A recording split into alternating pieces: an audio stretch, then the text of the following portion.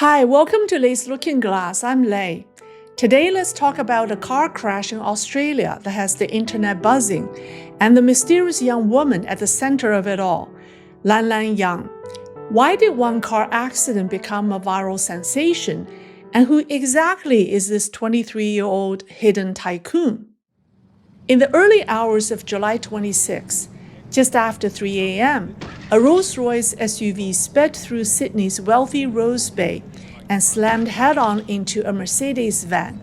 Both vehicles were completely destroyed. Out of the Royce stepped a petite Asian young woman.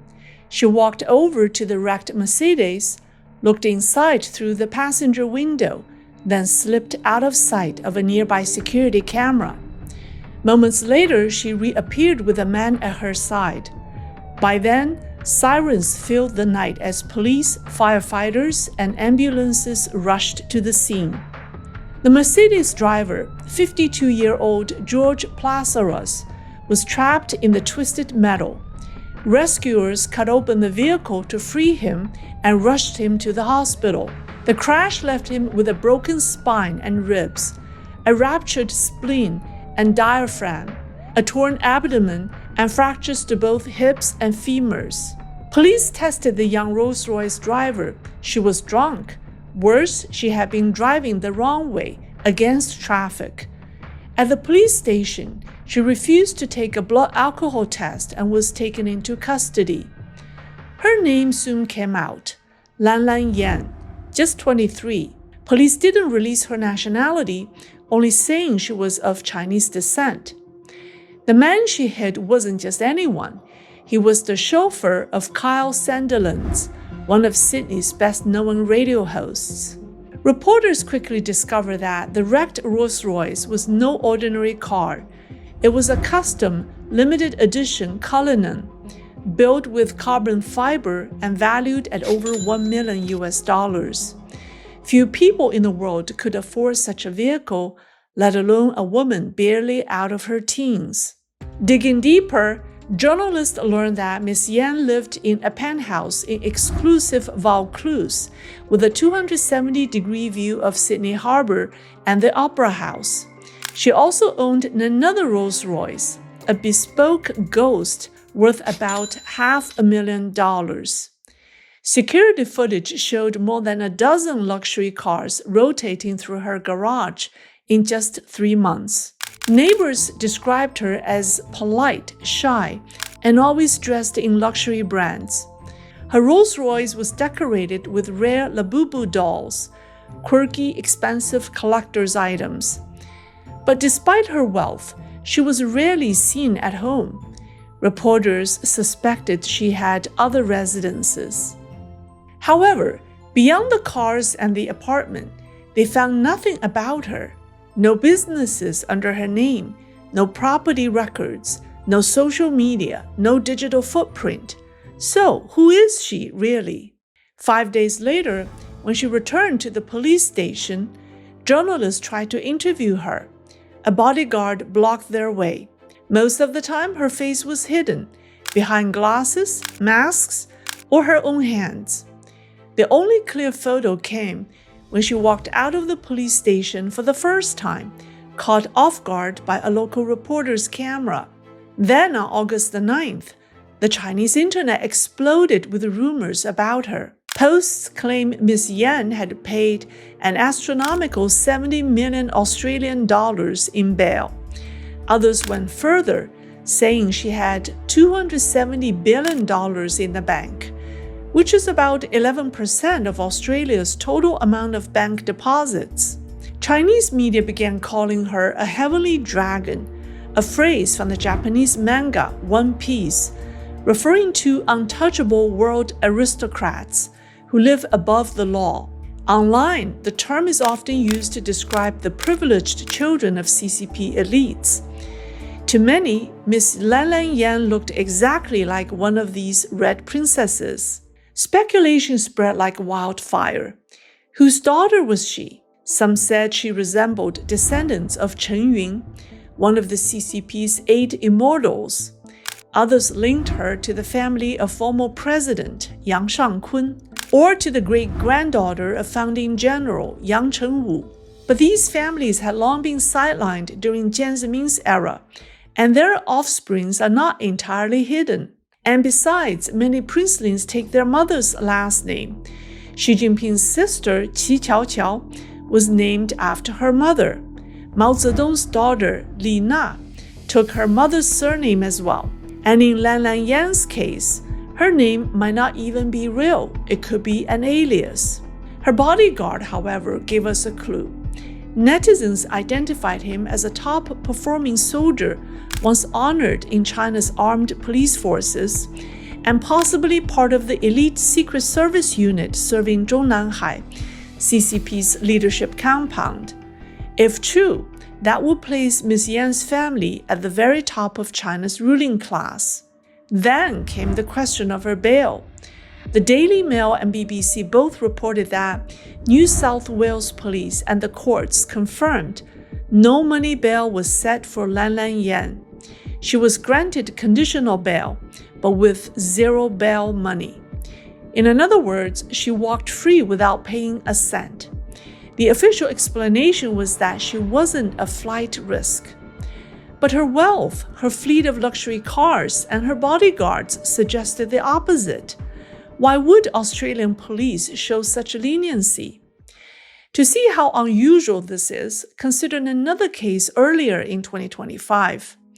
In Perth, a wealthy doctor named Rhys Bellinge drove drunk, crashed into an Uber, and killed a 24-year-old passenger. The Uber driver was badly injured. Charged with drunken driving causing death, his lawyer offered $1 million Australian in bail, but the court rejected it. Prosecutors argued his family wealth made him a high flight risk. Now compare that to Yan. Like Bellinge, she faced serious charges: drunk driving, driving the wrong way, leaving a victim gravely injured. And in fact, her case looked just as bad, if not worse. On top of that, she refused a blood alcohol test, adding another charge for resisting police orders. And yet, she was granted bail with no money at all. How could that be? What did she have that Bellinge didn't? The answer likely lies not with Ms. Yan herself, but with her family and whoever stood behind her. Bail always requires someone to vouch for the accused. So who vouched for Ms. Yan? Who had enough weight to make the police and courts treat her so gently? The police won't say, the media can't find out. But the mystery only fuels public curiosity. And now everyone is asking, who is this 23-year-old Chinese woman, really? One leak offered a possible clue. A Chinese living in Australia who called himself Jonathan claimed that Lanlan Yang's English name was Wendy Yan, and that her family ran a lucrative iron ore business with close ties to China's state-owned steel giant, Sinosteel. According to Jonathan, every year Chinese industry insiders gathered in Western Australia. The profits came not from the ore itself, but from selling import quotas, government licenses to buy Australian iron ore. In China, this kind of quota trading is classic official profiteering, a game only families close to the political center can play. At that level, only families tied to the Politburo Standing Committee had such access. So, which elite CCP families have deep business ties in Australia and could possibly be linked to Ms. Yan? Two stand out. The first is the family of Zheng Qinghong, former vice president and one of Jiang Zemin's most powerful allies. His son, Zheng Wei, and his family immigrated to Australia in 2007 and bought a Sydney mansion worth 32 million Australian dollars, a purchase that made headlines at the time. The second is Xi Jinping's own family. Xi's sister, Qi An'an, and her husband are Australian citizens. His younger brother, Xi Yuanping, has permanent residency. And in 2019, Western outlets reported that Xi's cousin, Qi Ming, was running casinos in Sydney and Melbourne, buying luxury homes and drawing scrutiny from regulators for suspected money laundering. Qi Ming, too, is an Australian citizen. Records show that even before Xi Jinping officially took power in 2012, his relatives were already involved in iron ore and real estate businesses in Australia. This paints a clear picture. Australia has long served as a base for Xi's extended family's overseas dealings, and iron ore was part of their portfolio. Officially, Xi Jinping tried to put a stop to this. After launching his anti-corruption campaign, he demanded that his family withdrew from business to avoid embarrassment. His sister, Qi Qiaoqiao, consequently shut down 3 offshore companies. But many suspect this was just on paper, that the businesses continued under proxies while the family retreated behind the scenes. Then came another twist. On August the 9th, Jonathan suddenly deleted his post about Miss Yan. When asked why, he replied, "The police had come to me." Here, police meant Chinese police, not Australian authorities. The fact that CCP security could reach across borders to silence a whistleblower suggested Wendy Yan had extremely powerful backers, powerful enough to mobilize the Chinese state security apparatus. So how is Wendy Yan connected to Xi Jinping? The theories vary. Some claim she's the daughter of Xi Yuanping, Xi's younger brother. His ex-wife's surname was Yan, which would explain her name. The latest version goes even further, that Wendy Yan is actually Xi Jinping's secret daughter, born in Hangzhou in 2002. According to this account, her real name is Ximing Lan, the child of Xi Jinping and an actress from the Zhejiang Yue opera troupe named Jiang Yao. The leak even named the doctor who delivered her, Huang Hefeng, an OBGYN at Zhejiang University's Children's Hospital. Netizens also compared Yan's photos to those of Xi Jinping's mother, Qi Xin, when she was young. Using AI face analysis, some claimed a resemblance of 65 to 70%. What raised eyebrows further was the timing of events between China and Australia. The crash happened on July 26, just before Yan's case went viral. On August the 5th, Beijing lifted a 15-year ban on importing Australian apples. Then, as rumors about her sky-high bail spread online, on August the 8th, Beijing announced a 20 billion yuan loan, which is about $2 billion to an Australian mining giant, Fortescue, the first ever yuan-denominated loan to an Australian company. Was this massive concession directly tied to Wendy Yan, or mere coincidence? Either way, it strengthens suspicions of her ties to the Xi family. Whether or not Wendy Yan is truly related to Xi Jinping may never be confirmed, but in the end, that may not even matter.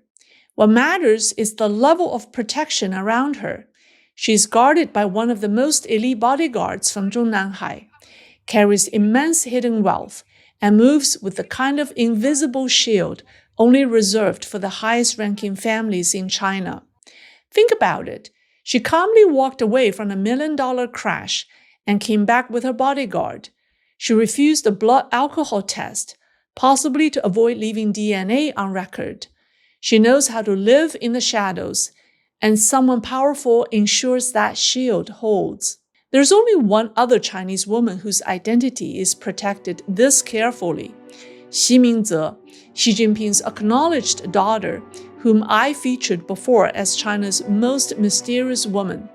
Now Xi Mingze may have found her match. For now, Wendy Yan is out on conditional bail. On August 15th, at her first hearing at Sydney's Downing Centre local court, the courthouse was swarmed with reporters, live streamers, and onlookers eager to capture her face. But they were disappointed. Ms. Yan never appeared in person, choosing instead to attend via video link. Her lawyers kept her away from the courthouse. She faces multiple charges and hasn't decided which ones to contest. The next hearing is set for September 26, also via video. So far, she has managed to stay one step ahead of the cameras. Her true image still remains elusive. And that's why this story refuses to die. Her unimaginable wealth and mysterious identity make it irresistible to the public. Together, these make her more than just a scandal. She is a saga. And the deeper you dig, the bigger the mystery becomes. Let me know your thoughts in the comments. Here's the video about how Xi Jinping's daughter is protected. That's all for today. Thank you for watching, and I'll see you next time.